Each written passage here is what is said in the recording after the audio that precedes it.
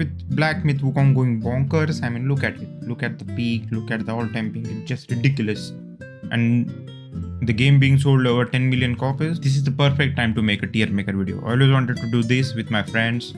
Back when I didn't have a YouTube channel, I just wanted to make a tier list for videos or movies or games, whatever you want to say. I always used to arrange Discord calls with my friend, and those trucker never showed up. I think they think they're too cool for this shit. But yeah, but today I'm gonna make it on my own! So the tier making in question is about the boss fights, especially from chapter 1 and 2, or specifically from chapter 1 and 2. And you may ask, why not the rest of the chapter? First of all, I didn't have enough time to play all the other chapters. I played till chapter 4. And second of all, if I played the game fully and tried to rank all the bosses, and remember, I'm also including all the side bosses and mini bosses, which I fought during my playthrough, not the ones I didn't discover yet. And if I didn't discover any, please let me in comments. But yeah, so if I start ranking all the bosses from all the chapters, this list would be long. Believe me, this game has so many bosses. It will take me a whole day, one day to make this video. And I don't have that kind of time. Remember, I am a kaishan. If you don't know what kaishan means, it's a Japanese word for office worker. And thankfully today is Saturday, so the office slave will have some fun today. Make some videos or play some of his favorite games. Oh shit, suddenly got darker. I am joking, by the way. I have perfect work-life balance. So now, how we gonna rank each of the bosses? The first thing I want to say, the ranking is not relative.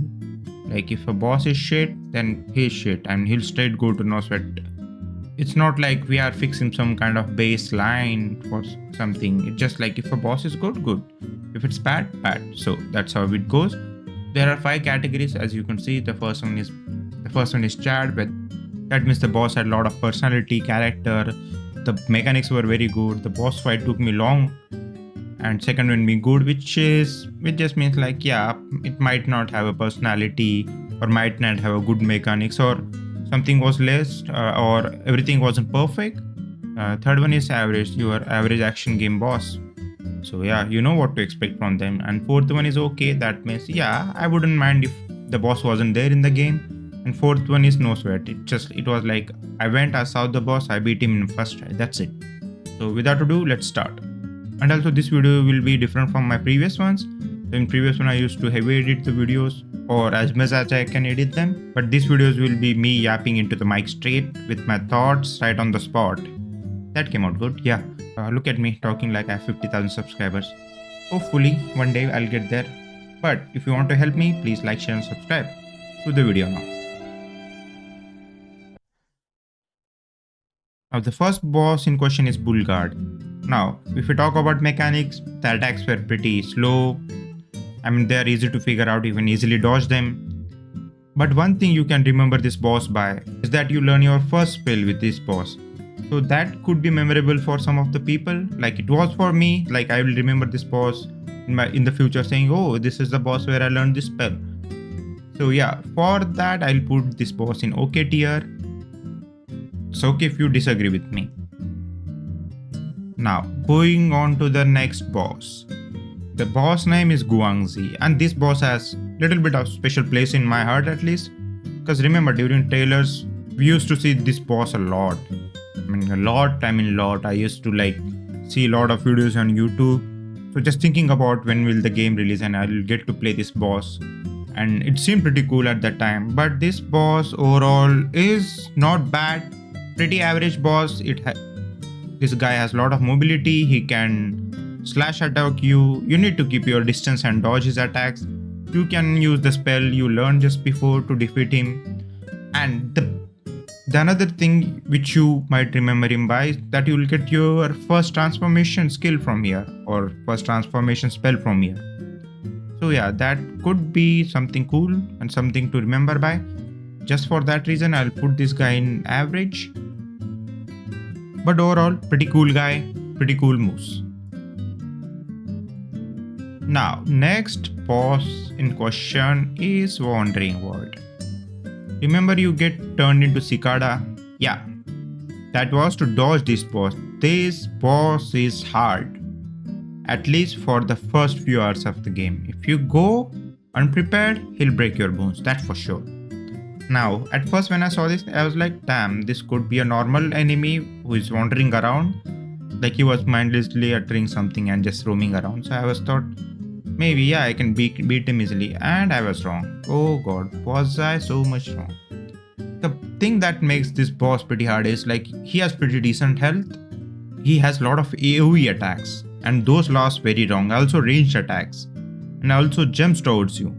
The only saving grace you have is to just stun him or use the immobilize spell and hit him. When you stun him, he'll cry and he'll stay stable for a few seconds. During that, you can take your chance and hit him for few. That's the only saving grace you have with the boss. Otherwise, this boss fight is pretty hard. It took me about 5 to 6 attempts to beat this boss.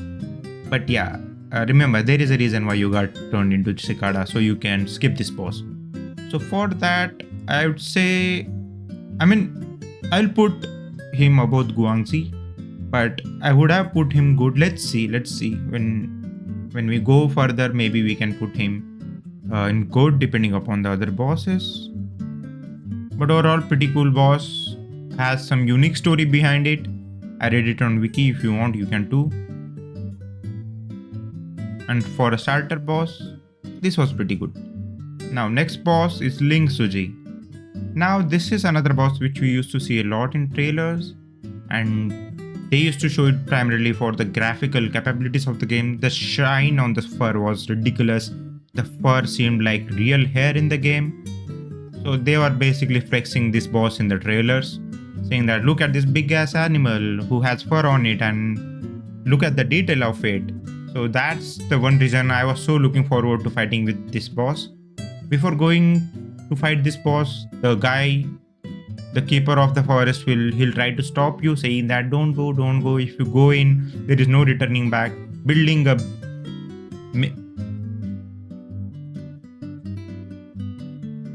giving you that big build up before entering with this, giving you that big build up before entering into this fight. But once you go in, the boss is pretty meh. It's a big fox, so it's cool to look. Overall, the attacks are very easy. You can easily figure it out. Since you got your transformation spell before that makes this boss fight whole lot easier. You can dodge the attack, immobilize him, and that will take care of him. So overall, I would say pretty forgettable boss fight. Like I wouldn't remember this boss in near futures. Overall, pretty okay boss fight. Not bad, but could be good. Now, moving on to the next boss fight. Guanmu. This guy was something else. You go into first, he'll utter few words saying that how some guys have gone corrupt for immortality. He just unloaded a bunch of attacks towards me and one hit killed me. And that gave me chills at that time. And moreover, this was the first boss for which I did some research about his background, about his lore. Because the guy seemed pretty interesting. He came out of nowhere. And remember, he's on the main story path, so you can't just skip this boss fight, you have to do him. So yeah, he has snakes coming out of the ground which will continuously attack you and build up poison damage. He will randomly teleport to you and throw some poison out of his mouth. And yeah, a lot of ranged attacks. And with all this, he will also build up poison damage on you. And if the bar gets full for the poison damage, then you'll slowly lose your health. This was one of the first taste of bosses could get harder in this game. So I would say it's a pretty good boss for me at least. It took me few tries to beat this boss fight. Overall, pretty memorable, pretty good. Now, the next boss fight is White Clad Noble. Yeah, when I first looked at this guy, I was like, damn, something wrong with this guy. He looked like an average hobo. But I didn't expect a tougher boss fight from him. Now, the first thing is he has a lot of ranged attacks, that's for sure. And also he has a lot of consecutive attacks, like one after one after, so you have to continuously dodge him. If you get stuck in one of those, then get ready for a barrage of attacks. And other than that, he has a lot of mobility too. So yeah, you need to take care of that. But yeah, the immobilize spell and the transformation could help in pretty handy.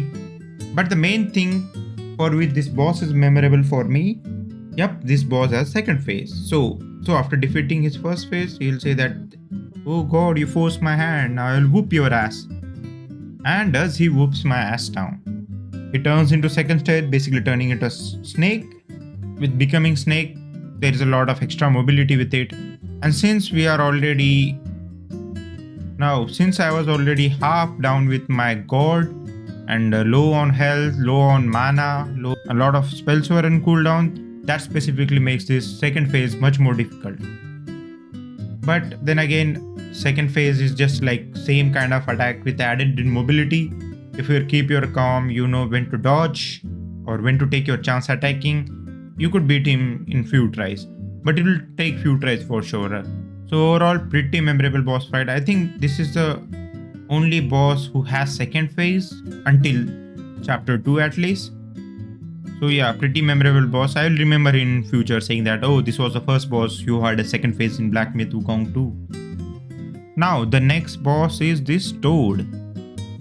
So yeah, this is side boss or like side mini boss. You can completely skip him, but I would say don't, because you will get a spirit from him and also some XP.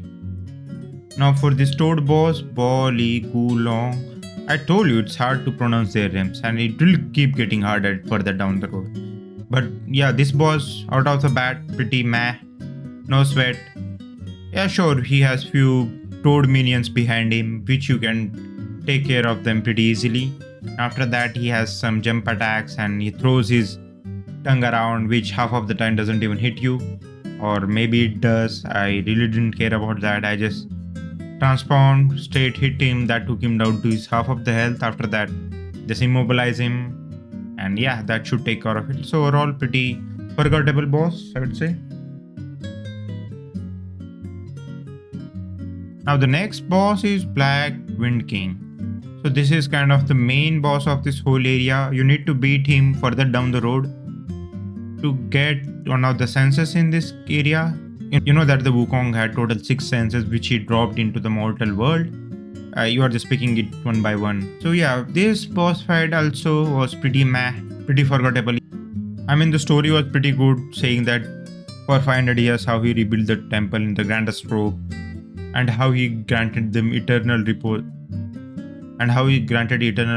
to all of the monks who were burned by the fire. You can connect the story at the end of this chapter. So I think in that sense, story wise could be memorable. But overall, I beat him in my first attempt. Yeah, he vanishes few times, but just take your time. It should be pretty easy boss fight. So I'll put him above Toad. But yeah. Now the next boss fight, Black Bear Guai. Now first of all, I'd like to say sorry. I forgot to record the fights of these 4 bosses. Now, I don't have footage for all of these 4 fights. So I am going to take it from the YouTube itself, and yeah, I'm sorry about that. So I hope you can forgive me. Now moving on to the boss fight. Now I'm going to take this boss fight from this guy Ongabal. He has pretty good videos. I like his Sekiro videos, by the way. Now for this boss fight, the first thing that comes into your mind is, look at the size difference. Look at the big black bear and look at your size. How you gonna beat it? Just that difference create an interesting fight in it itself.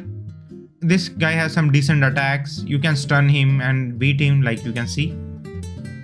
So as for this boss, I think he's pretty agile. He has a lot of good attacks, good mechanics. Like he leaps on you.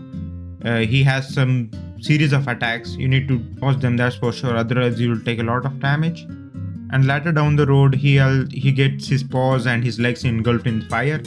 So if you get hit by it, it will build fire damage onto you. So you also need to take care of this.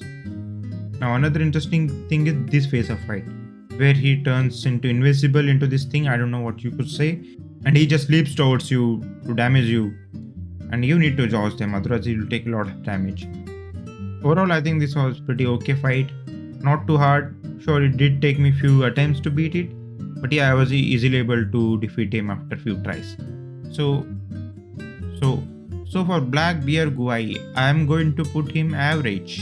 I think he was pretty average. The only thing you can remember him by is that he was the final boss of this chapter, and the sheer differences in sizes made this fight more interesting. That's it. Now for the next boss fight, Lang Li Gu Ba. Why why these toads keep having such a hard name? It doesn't make sense. It's just a toad. Just say toad. So yeah, as for this boss fight, is just a little bit buffed version of the previous Todio fight right here. With added electricity to it, it has a lot of similar attacks. Now this has a lot of leap attacks, lot of attacks from his legs, and he does these things where he throws electricity at you. Apart from that, pretty easy boss fight. You can easily defeat him. The one advantage of beating this boss fight is that you'll complete a side quest where you'll open a new vendor down along the road, and also you'll get to have celestial medicines. So yeah, that's pretty cool. So that's the only thing that interested me in this boss fight. Otherwise, this was pretty easy. You can easily dodge the attacks, so shouldn't be a hard one. So for that reason, I'm going to put this guy in the OK tier. I mean, he was buffed a version of previous toad, so yeah. Now for the next boss fight, it's a Rat King and his son. So this boss fight is on the main storyline, so you definitely have to beat them. And after beating them, lot of open world, like lot of extra area will get opened. Now remember, these guys are serving the lion, which you will fight down the road. So they are just basically serving him. So what they do is they breed more rats and throw that flesh to the tiger. That's their job basically. Now for this one, the son is pretty aggressive. He has a lot of consecutive attacks, high hitting attacks. Now for this boss fight, you will be fighting two persons, the king and the son. The king is continuously jumping and throwing rocks at you. And it's funny how the rocks also hit the son and he'll say, "You are hurting me, pa." So I think that was good attention to details. But apart from that, this son is pretty aggressive. He has a lot of attacks. He has a lot of heap attacks, and the hammer kind of thing he has in hand does a lot of damage and staggered to you. If you dodge it and time your attack perfectly, he doesn't has a lot of health. You can beat him easily. It took me a few tries to beat him. It might not take you that many tries. Overall, pretty good boss fight. Definitely I will remember this one because I am fighting two guys. You can use your immobilization spell and transformation spells to make this boss fight a lot easier. So for that reason, I'm going to put these guys in average or top of average. Yeah, that seems pretty neat. On to the next one. Now for the next boss fight, the first Rat King. He is just a bigger and much aggressive version of the second Rat King. Now this is also an optional fight, you don't need to fight him. What happens is after you kill the second son, the king will go and summon this guy, and if you kill the king itself, you'll get some kind of item from him. With using that, you can summon him. So yeah, it's an optional boss fight. Now as for the fight itself, this guy is slow, like very much slow. So yeah, take your time, dodge his attacks and land yours. Now one of the outcome of this fight will be that he'll open a crack in the wall, from where you'll get one of the key items to open certain areas. So that is pretty interesting, and for that reason only I may remember him. Overall, pretty easy boss fight, I would say. Take your time, land your attacks, and for that reason I'm going to put him in average.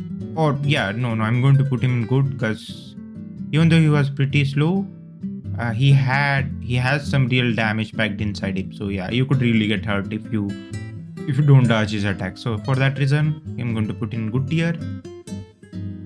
Now on to next we go. The Red Wukong. Now this guy took me several times to beat it. I think it took me at least 20 tries to beat this guy, or more than that. I don't remember it clearly, but yeah, this was pretty interesting boss fight, and I will remember this one for sure. And since it's the first dragon fight you will have in this game, now remember, this is also a optional boss fight, or this is one of the boss fight you will have in sacred areas. Like after opening certain waterfall, you will have this boss fight. Now this guy has a lot of attacks, a lot of different ones. The ones he makes with his hands or tails, and there are others, like he has some pods on his back which continuously generates some electricity particles around him, and they'll explode after some time. So yeah, if you don't keep your eye on it, expect a harder boss fight. So overall for this boss fight, I would say the timing and the patience is the key. During fight, you can stun this boss and he'll just drop down for a few seconds, and you can land a lot of damage during that time. But to get to that point, you need a lot of patience and you have to dodge a lot of attacks. And his attacks do hurt a lot. And I remember I used as like 2 transformations completely during this boss fight. So that much patience is needed for this one. So I would say it's a pretty memorable boss fight. For that reason, I'll put him in good tier. Now next boss in question is Elder Jingchi. I think this boss fight was pretty meh.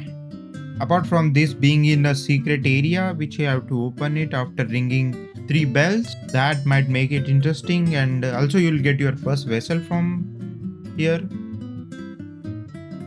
The vessel which has fire reduction, the vessel which has fire damage reduction and builds a focus over time.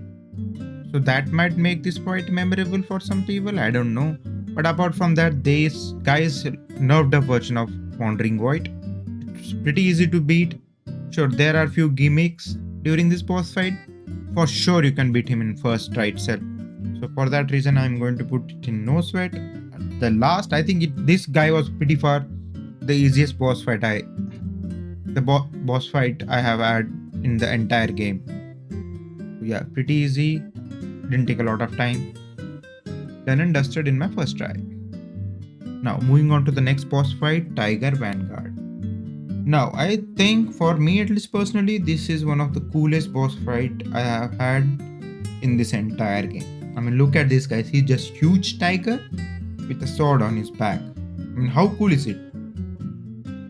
Now as soon as we enter his arena, he'll say, "Go breed some rat and feed me," like detecting complete authority over you. As soon as they understand I'm not a rat, he'll start to fight with you. He'll say, this fight didn't seem like a fight. It seemed like a standoff between 2 great warriors.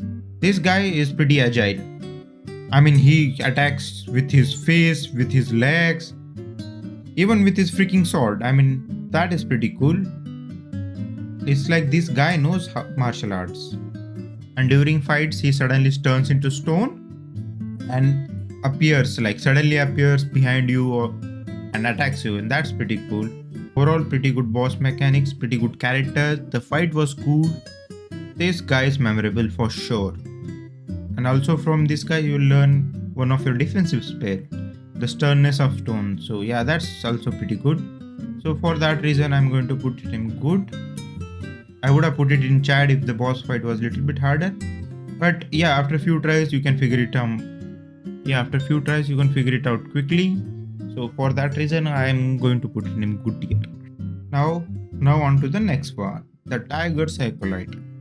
This is one of the few English names I have seen for the bosses in this game. So this boss is some guy with the big ass sword in his hand. And first I thought, damn, this boss fight could be pretty hard, I would say. But turns out, you just need to continuously bash him. I mean, he does have some slash attacks and faster attacks. But yeah, it's pretty forgettable and easily dodgeable. The only issues you can have is, during fight you can fall off the bridge and die to death. So just take care of that. Use your immobilization spell. Use your pluck of many. Use your transformation. It should be piece of cake. So yeah. And also you can collect his spirit. The spirit ability is pretty meh. I mean, it takes a long time for the attack to happen. So yeah, it was overall pretty okay boss fight. The only problem you could have is fall off the bridge and die to that. So yeah, just take care of it. Should be pretty easy. The next boss fight is Yellow Wind Sage. Now this guy is the last boss for the second chapter to finish. Also, this guy gave me nightmares. I mean, collectively I have like 5 hours of footage with this boss fight itself, and it was that hard. I mean, I even think that Ishin boss fight, the one in Sekiro at the end of the game, is much easier than this one. Now, one of the reasons for this boss fight being this hard, that this boss has 3 faces. Like, it's not clearly depictable that this guy has 3 faces, but he does. Like in first one, he has like big ass head in his hand and he's fighting with that. And in second one, the head goes and he's fighting with his sword itself or trident, whatever you want to call it. And third one, the head comes back, but the fight get much harder. I'll tell you how. Now, to beat this guy, I had to form a strategy. Like for first, I was building my focus before entering into the boss, so I can land my first attack and stun him literally. So I was like remembering this sequence, like use this item now to defeat this guy. I mean, it was that hard. Now for first, you cannot complete your combos with these guys. Like you cannot complete any of the light combos or heavy combos. I mean, if you want to complete it, you have like very little room of error, so you need to be careful with that. And during the first phase, he throws his trident, his hand, his legs, his entire body all around the place to whoop your ass down. Now, before going into the second phase, he turns invincible and attacks with his sand form. I don't know what it is, and you have to dodge all of them. And in second phase, he gets much more harder, much more agile. You need to take care of that. And surprise, surprise, he also gets an AoE attack in his second phase. Who would have thought of that? Also has a lot of jump attacks, like consecutive ones also. And this trucker will suddenly roar into the air and bring a huge ass sandworm out of the sand, and it will crash land on you. If you don't dodge, half of your health, it's gone. Now apart from that, in his second phase, he also has this grapple attack where he first kicks with his leg onto you and does this cutscene attack. I'm not sure how to dodge it. I mean, there is not even a cube before that coming. So yeah. Now just when you thought that second phase is done, during the third phase, he brings a fucking tornado into the scene. And the arena, it became much smaller, like at least like half of what you have initially. Now you might be saying, well, that's not too bad.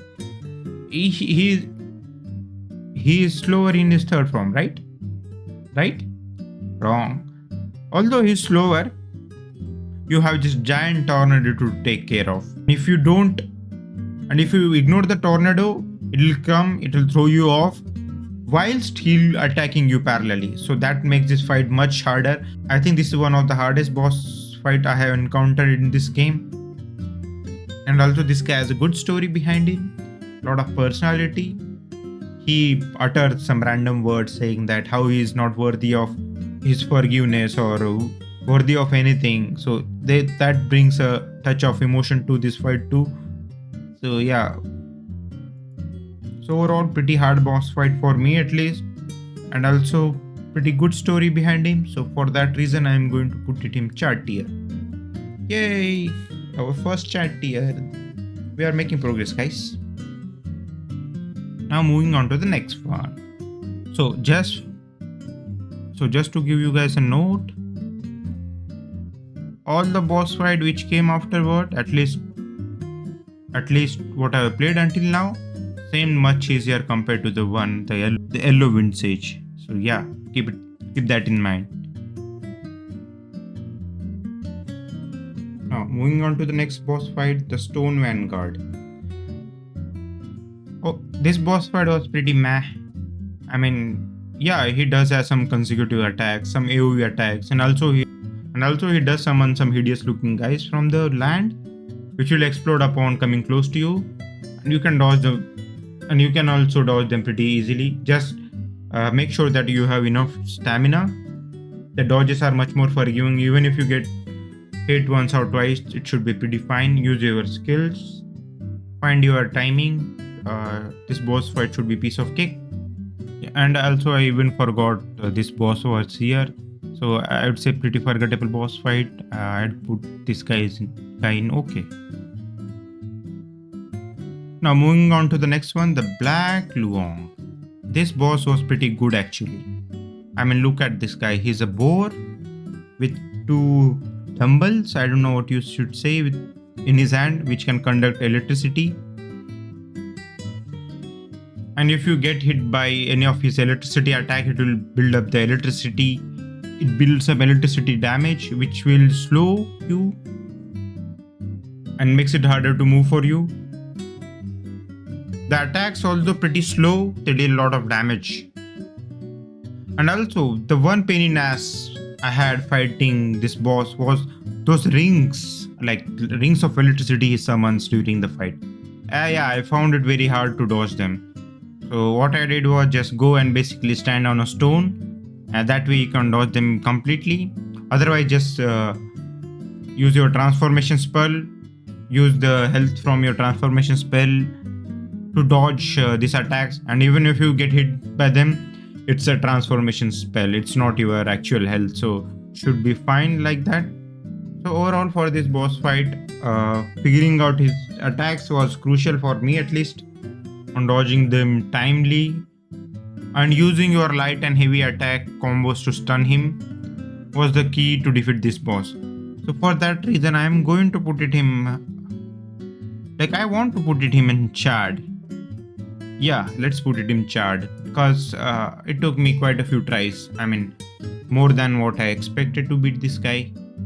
I remember my friends were in my room while defeating this boss, and they were laughing their asses off, saying that how the boss is alive with the sliver of health, and I'm dying mostly at the same point in the boss fight. So yeah, the touch of electricity, the boss design, and actually you fighting a boar makes this boss fight pretty interesting. So yeah, Chad seems pretty reasonable.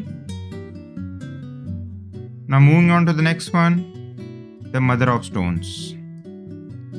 This was pretty meh boss fight. I mean, there is not even a boss, it just pupil or the enemies he or she summons around while you are hitting the Mother of Stones. So yeah, pretty forgettable one. The only reason you might want to fight this boss, that you will get an item from this guy which you could use to summon a vendor and also get one of your spells.